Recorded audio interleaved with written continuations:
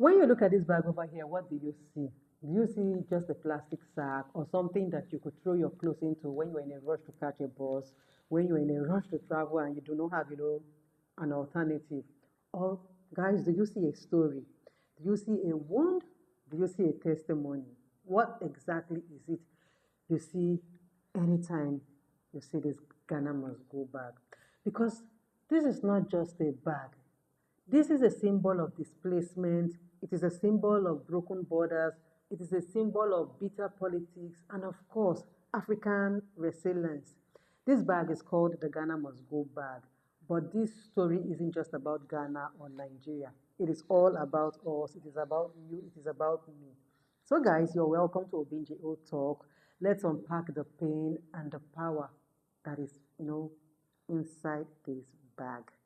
So you guys have seen it. The red, the blue, the green checkered plastic, long zippers. Sometimes it's torn at the sides, bulging at the seams.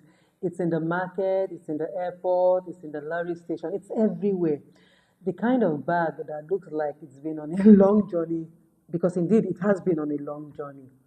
Originally, this bag was just a cheap, mass-produced polypropylene bag from China or even Thailand, which was meant to be practical for carrying loads. But you know what? History made this bag political. Its nickname, Ghana Must Go. And like many names in Africa, this one wasn't, even chosen with kindness. There was no iota of kindness, when the name was, chosen for it. So guys, let us go back to the beginning of the story of the Ghana Must Go bag. In Nigeria, 1983 precisely, the oil boom of the 70s had dried up. The money was no longer, flowing. There were no jobs, fuel queues were long, and guys, people were angry. When things go wrong in Africa, we look for someone to blame.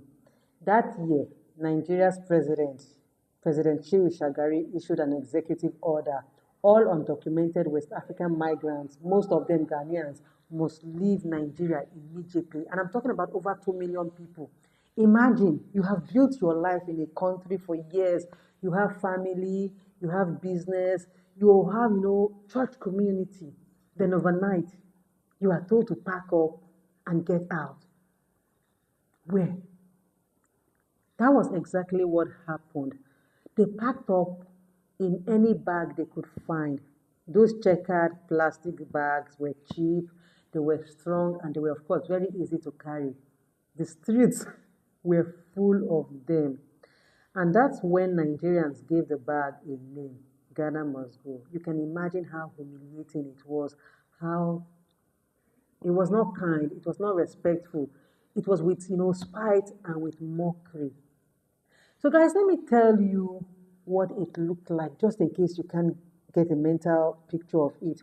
I had once heard of a story of a woman who was named Amma from Kumasi.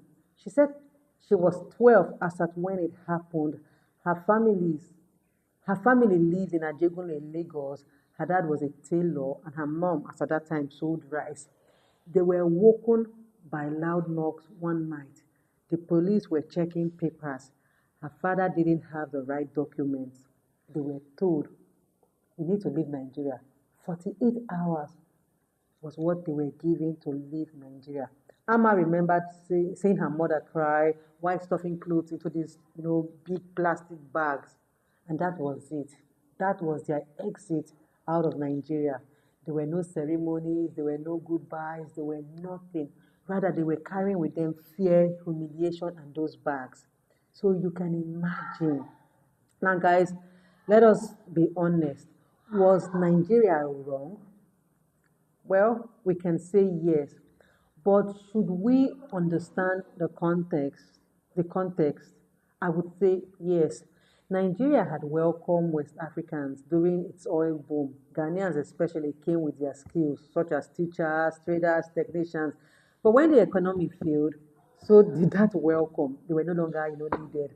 And just like today's conversation on migration, they are taking our jobs they are taking our jobs became the item.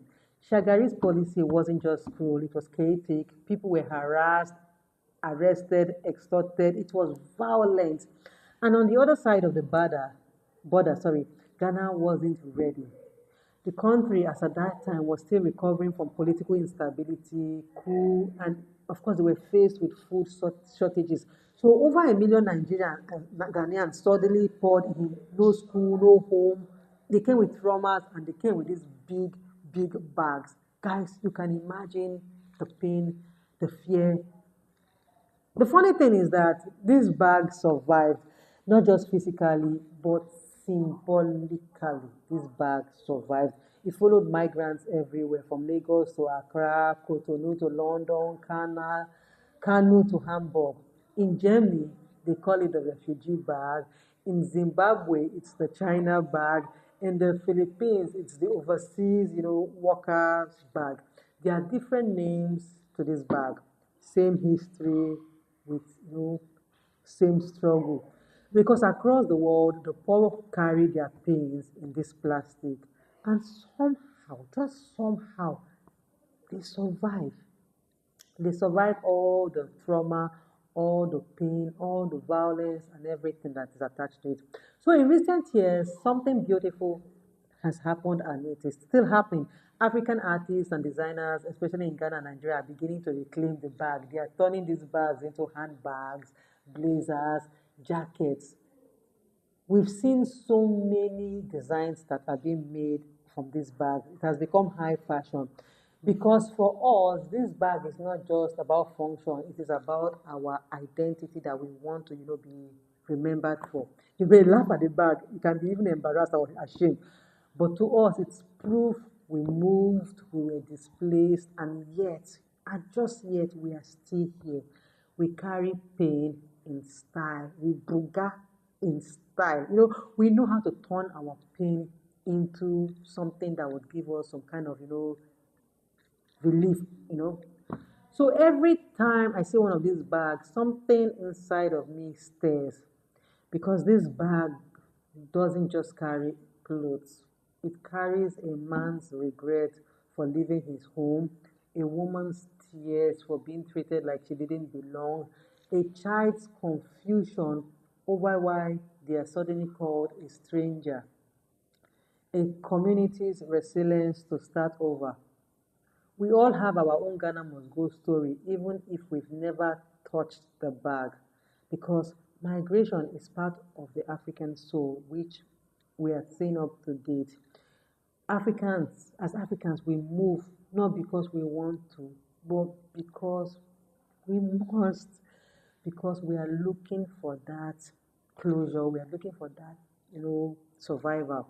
So next time you see that checkered bag on a bus, at a border, even on your screen, don't look away, don't be ashamed, don't be humiliated. Look deeper, look within you. Ask, what is the story that this bag carries? Whose pain does it hold? What strength does it hide? This Ghana must go back. It's not a joke. And I must say that this Ghana must go is not an insult. It is a reminder of what we have all been through and how far that we have come. My name is Obinjeo, and as far as I am concerned, this Ghana must go back was more than a bag. So guys, thank you for watching today's video, and don't forget that you can drop your comments down below. I'd love to hear your story. I'd love to hear how you relate with this Ghana must go back. And while you are here, don't forget to subscribe to the channel. It's ObinjeoTalk for more stories about Ghana and its diaspora culture and everything that has to do with that. So thank you for watching today's video, and I'll see you another day. Bye.